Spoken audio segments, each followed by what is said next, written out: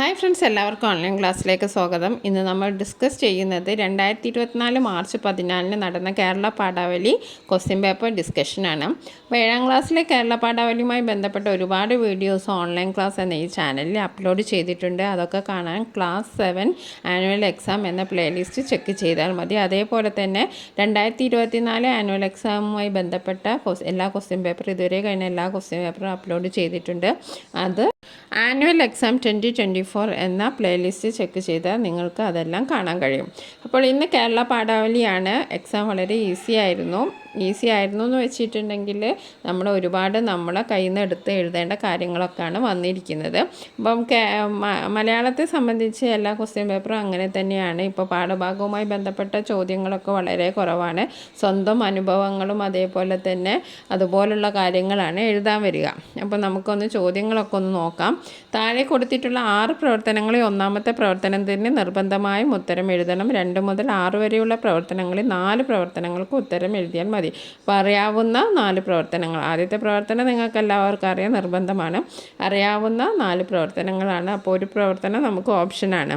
അപ്പോൾ 15 മിനിറ്റ് സമാശ്വാസ സമയമാണ്. എപ്പോഴും പറയുന്ന പോലെ ഈ സമയം നിങ്ങൾ ക്വസ്റ്റ്യൻ പേപ്പർ വായിക്കാനൊക്കെ ഉപയോഗിക്കുക. കാരണം മലയാളത്തിനെയൊക്കെ സംബന്ധിച്ച് വളരെ ലെങ്തി ആയിട്ടുള്ള ചോദ്യങ്ങളായിരിക്കും.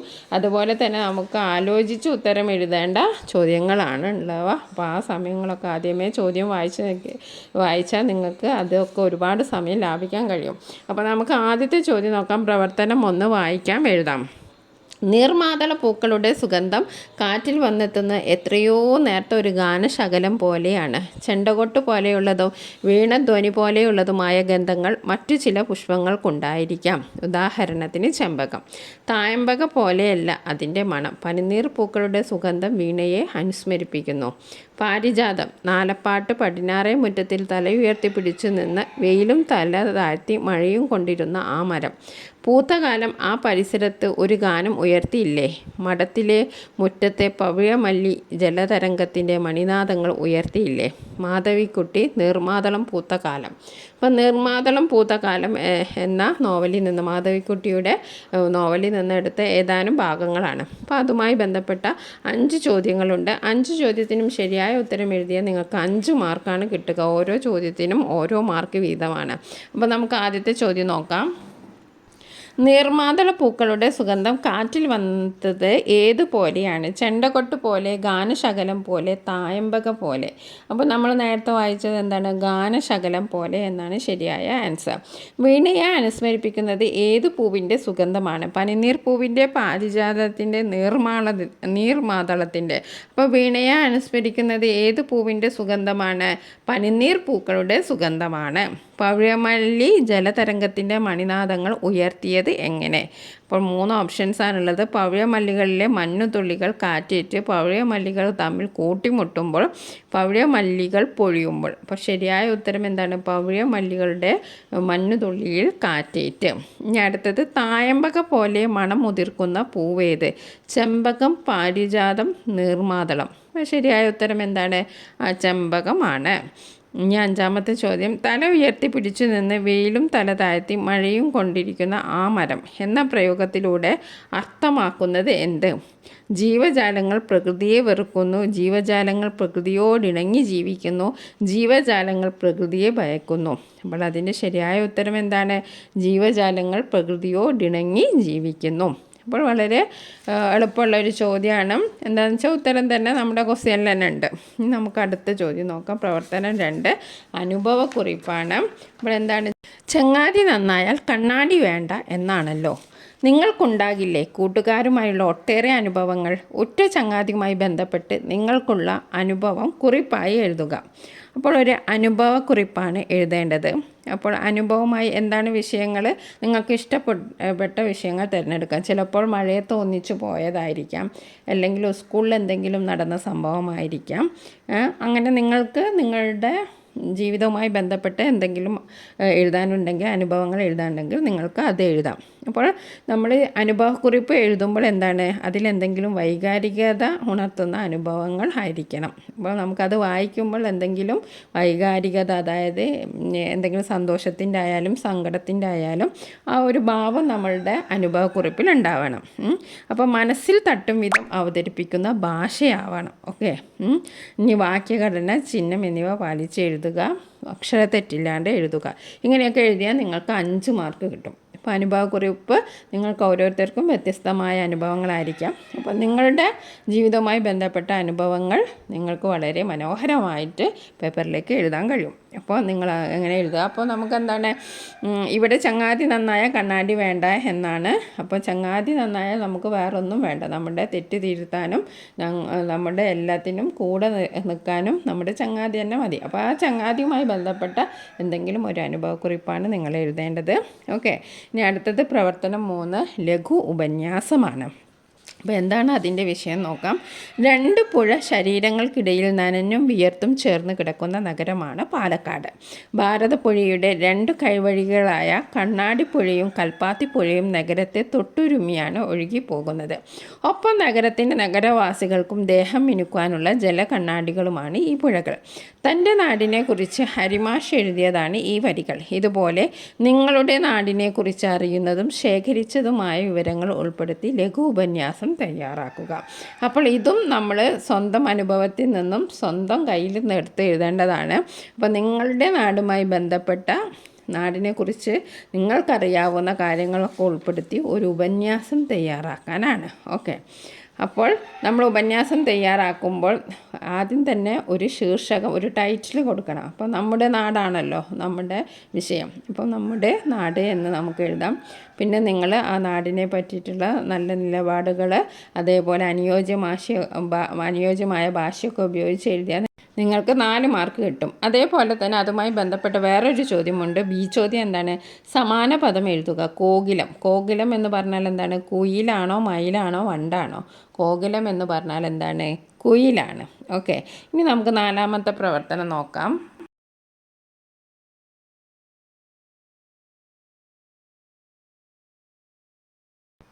ഒരു വാഗ്മയ ചിത്രമാണ്. നമ്മൾ ഒരുപാട് വാഗ്മയ ചിത്രങ്ങൾ കഴിഞ്ഞ കുറേ ക്വസ്റ്റ്യൻ പേപ്പറിലൊക്കെ ഡിസ്കസ് ചെയ്തിരുന്നു. അപ്പോൾ നമുക്ക് ഈ ക്വസ്റ്റ്യൻ ഒന്ന് വായിച്ചു നോക്കാം. കരിമ്പനകൾ തിടമ്പേറ്റി നിൽക്കുന്ന പാടവരമ്പിലൂടെ പച്ചപ്പായലുകൾ ചായം വരച്ച കൽപ്പടവുകൾ കയറിയാൽ എൻ്റെ വീട്ടിലെത്താം. മിനു തൻ്റെ വീടിനെക്കുറിച്ച് തയ്യാറാക്കിയ വാഗ്മയ ചിത്രത്തിൻ്റെ തുടക്കമാണിത്. ഇത് വായിക്കുമ്പോൾ തന്നെ നമുക്ക് എന്ത് മനസ്സിലാവും? ആ വീട്ടിലേക്കുള്ള വഴിയാണ് നമ്മുടെ മനസ്സിലേക്ക് തെളിയുന്നത് അല്ലേ? കരിമ്പനകൾ തിടമ്പേറ്റി നിൽക്കുന്ന പാടവരമ്പിൻ്റെ. അപ്പം പാടവരമ്പിലൂടെ നടന്നാൽ കൽപ്പടവ് കയറിയാൽ വീട്ടിലെത്താം എന്ന് പറയുമ്പോൾ ചുറ്റുമുള്ള പാടവും അതേപോലെ തന്നെ ഒരുപാട് സ്റ്റെപ്പ് കയറിയാൽ നമുക്ക് ആ വീട്ടിലെത്താം. അപ്പം വീട്ടിലേക്കുള്ള വഴിയുടെ ഒരു ചിത്രം നമ്മുടെ മനസ്സിലേക്ക് തെളിഞ്ഞു വരികയാണ്. അതേപോലെ നിങ്ങളുടെ വീടിനെക്കുറിച്ച് ഒരു വാഗ്മയ ചിത്രം തയ്യാറാക്കാനാണ്. അപ്പോൾ നല്ല രീതിയിൽ, അതായത് നമ്മൾ എന്താണോ അത് വായനക്കാരനെ ചിത്രത്തിൽ കാണുന്ന പോലെ ആസ്വദിക്കാൻ കഴിയണം.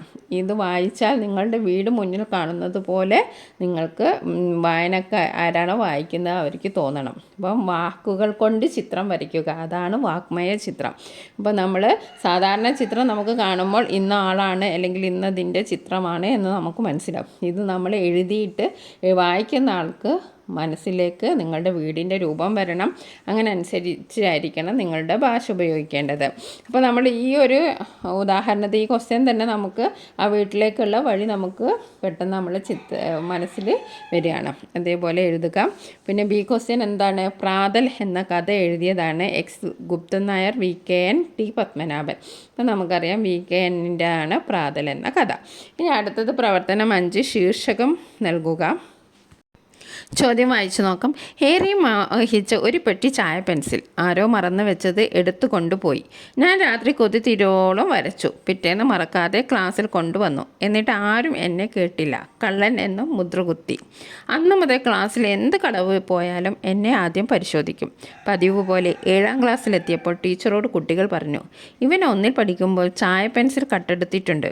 പക്ഷേ ദീപ ടീച്ചർ എന്നെ ചേർത്ത് പിടിച്ചു ഇങ്ങനെ പറഞ്ഞു, മേലിൽ ഇവനെ ഇങ്ങനെ പറയരുത്. അവൻ അങ്ങനെ ചെയ്തിട്ടില്ല, ഇനി ചെയ്യുകയുമില്ല. അല്ല മോനെ, ഞാൻ ടീച്ചറെ ചേർത്ത് പിടിച്ചു. അന്നു മുതൽ എൻ്റെ ആകാശത്തിന് നീല നിറമായിരുന്നു. വളരെ ഹൃദയത്തിൽ തട്ടുന്നൊരു കഥയാണ്. കഥ വായിച്ചില്ലേ? ഉചിതമായ ശീർഷകം നൽകി ഔചിത്യം എഴുതുക. അപ്പോൾ ഇതിൻ്റെ ഔചിത്യം നിങ്ങൾക്ക് മനസ്സിലായല്ലോ അല്ലയോ?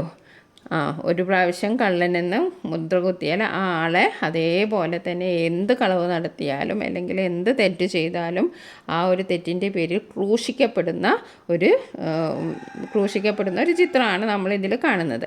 അപ്പോൾ നിങ്ങൾക്ക് ഇതിൽ മനസ്സിലായ കാര്യങ്ങളൊക്കെ വെച്ച് ഉചിതമായ ശീർഷകം നൽകണം, എന്നിട്ട് ഒരു ഔചിത്യം എഴുതുക. ഓക്കെ.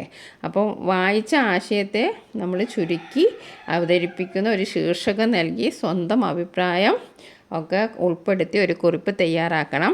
പിന്നെ കഥയിലെ ആശയത്തിനും അതേപോലെ കഥാപാത്രത്തിന് അനുയോജ്യമായ ഒരു ടൈറ്റിലായിരിക്കണം നിങ്ങൾ കൊടുത്തേണ്ടത്. അതേപോലെ സ്വന്തം അഭിപ്രായങ്ങൾ അവതരിപ്പിക്കണം. ഇതിൽ നിങ്ങൾക്ക് വായിച്ചിട്ട് നിങ്ങൾക്ക് നിങ്ങളുടേതായ ഈ ഒരു കഥയെക്കുറിച്ച് നിങ്ങൾക്കൊരു അഭിപ്രായം ഉണ്ടാവും, അത് നിങ്ങൾ എഴുതണം. ഇങ്ങനെയൊക്കെ എഴുതിയാൽ 4 മാർക്കാണ് നിങ്ങൾക്ക് കിട്ടുക. ഇനി അതുമായിട്ട് ഒരു ഉപചോദ്യമുണ്ട്, ബി ചോദ്യം. കർണങ്ങളാലൊന്ന് തിണ്ണം കുലമ്പിച്ചു കണ്ണൻ കുഴൽക്കു കൊടുത്തു ചെമ്മേ, ഇങ്ങനെ നിന്നതാര്? ഷഡ്പദങ്ങൾ, പശുക്കൾ, മാൻപേടകൾ. ആരാണ് ഇങ്ങനെ നിന്നത്? മാൻപേടകളാണ് ഇങ്ങനെ നിന്നത്. ഇനി അവസാനത്തെ ചോദ്യം ജീവചരിത്രക്കുറിപ്പാണ്. അപ്പോൾ ആരെക്കുറിച്ചുള്ള ജീവചരിത്രക്കുറിപ്പാണ് എഴുതേണ്ടത്? ചിത്രം കണ്ടപ്പോൾ മനസ്സിലായല്ലോ, VKNൻ്റെ ജീവചരിത്രക്കുറിപ്പാണ് തയ്യാറാക്കേണ്ടത്. അപ്പോൾ എല്ലാ കാര്യങ്ങളും ഇവിടെ തന്നിട്ടുണ്ട്. നോവലിസ്റ്റ്, കഥാകൃത്ത്, ഹാസ്യരചനകൾ, ചിരിപ്പിക്കുകയും ചിന്തിപ്പിക്കുകയും ചെയ്യുന്ന രചനകൾ. വടക്കേ കൂട്ടാല നാരായണൻകുട്ടി നായർ, മുഴുവൻ പേര് അങ്ങനെയാണ്. തിരക്കഥ അപ്പുണ്ണി. ജനനം 1929 ഏപ്രിൽ 7, തിരുവല്ലാമല. മരണം 2004 ജനുവരി 25. അപ്പോൾ VKNനെ പറ്റിയിട്ട് നമ്മൾ ആദ്യം എഴുതുമ്പോൾ ജനിച്ചതാണ് എഴുതുക. ഓക്കെ. പിതാമഹൻ, ആരോഹണം, പയ്യൻ കഥകൾ. സ്വന്തം ജീവിതാനുഭവങ്ങൾ പയ്യൻ എന്ന കഥാപാത്രത്തിലൂടെ അവതരിപ്പിച്ചു. UNA ആകാശവാണി പത്രപ്രവർത്തകൻ എന്നീ നിലകളിൽ പ്രശസ്തനാണ്. അതേപോലെ തന്നെ എന്തൊക്കെ അവാർഡുകളാണ് കിട്ടിയത്? MP പോൾ അവാർഡ്, കേന്ദ്ര സാഹിത്യ അക്കാദമി അവാർഡുകൾ, മുട്ടത്ത് വർക്കി അവാർഡ് എന്നിവയൊക്കെ അദ്ദേഹത്തെ തേടിയെത്തി. മരണം 2004 ജനുവരി 25 അദ്ദേഹത്തിൻ്റെ അന്ത്യം. അപ്പോൾ വടക്കേ കൂട്ടാല നാരായണൻകുട്ടി നായർ എന്ന പേരിൽ അറിയപ്പെടുന്ന VKN പ്രശസ്തനായ നോവലിസ്റ്റുകളിലും അതേപോലെ കഥാകൃത്ത് എന്ന നിലയിലും പ്രശസ്തി നേടി. അദ്ദേഹത്തിൻ്റെ കൃതികളിൽ അധികവും ഹാസ്യരചനകളായിരുന്നു. ചിരിപ്പിക്കുകയും ചിന്തിപ്പിക്കുകയും ചെയ്യുന്ന രചനകളാണ് അദ്ദേഹത്തിൻ്റെ കൃതികളുടെ പ്രത്യേകത. അതേപോലെ തന്നെ സ്വന്തം ജീവിതാനുഭവങ്ങൾ പയ്യൻ എന്ന കഥാപാത്രത്തിലൂടെ അവതരിപ്പിച്ചു. പിതാമഹൻ, ആരോഹണം, പയ്യൻ കഥകൾ എന്നിവ പ്രശസ്തമായ അദ്ദേഹത്തിൻ്റെ കൃതികളാണ്. UNA ആകാശവാണി പത്രപ്രവർത്തകൻ എന്നീ നിലകളിൽ അദ്ദേഹം സജീവമായി പ്രവർത്തിച്ചു. MP പോൾ അവാർഡ്, കേന്ദ്ര സാഹിത്യ അക്കാദമി മുട്ടത്തി വർക്ക് അവാർഡ് എന്നിവ അദ്ദേഹത്തിന് കിട്ടിയ അംഗീകാരങ്ങളാണ്. ഇതൊക്കെ കൂട്ടി എഴുതി നിങ്ങൾ ജീവചരിത്രക്കുറിപ്പ് തയ്യാറാക്കുക. ആദ്യം നിങ്ങൾ VKN എഴുതണം, ശീർഷകം എഴുതണം. ഓക്കെ. അപ്പോൾ 6 പ്രവർത്തനങ്ങളാണുള്ളത്. ഒന്നും പാഠഭാഗവുമായി ബന്ധപ്പെട്ട ഒരു ക്വസ്റ്റ്യനും വന്നിട്ടില്ല. എന്നാൽ സ്വന്തം അനുഭവങ്ങളും സ്വന്തം നാടിനെക്കുറിച്ചുള്ള ഒരു ഉപന്യാസം, സ്വന്തം വീടിനെക്കുറിച്ചിട്ടുള്ള ഒരു വാഗ്മയ ചിത്രം, അതേപോലെ തന്നെ ഒരു കഥ തന്നു, അതിന് ഉചിതമായ ശീർഷകം നൽകി അതിൻ്റെ ഔചിത്യം തയ്യാറാക്കുക തുടങ്ങിയ പ്രത്യക്ഷത്തിൽ പാഠഭാഗവുമായി ബന്ധമല്ല, എന്നാൽ വാഗ്മയ ചിത്രങ്ങളൊക്കെ നമ്മൾ ഒരുപാട് മായപ്പന്മാനിലൊക്കെ നമ്മൾ എഴുതിയിട്ടുണ്ട്. ഗാന്ധിജിയുടെ വാഗ്മയ ചിത്രം എഴുതിയിട്ടുണ്ട്. അതേപോലെ നമ്മളോട് വീടിൻ്റെ വാഗ്മയ ചിത്രമാണ് എഴുതാൻ പറഞ്ഞത്. അപ്പോൾ എല്ലാവരും അതൊക്കെ ആലോചിച്ച് ചിന്തിച്ച് എഴുതി കാണുമെന്ന് വിചാരിക്കുന്നു. Thank you for watching this video.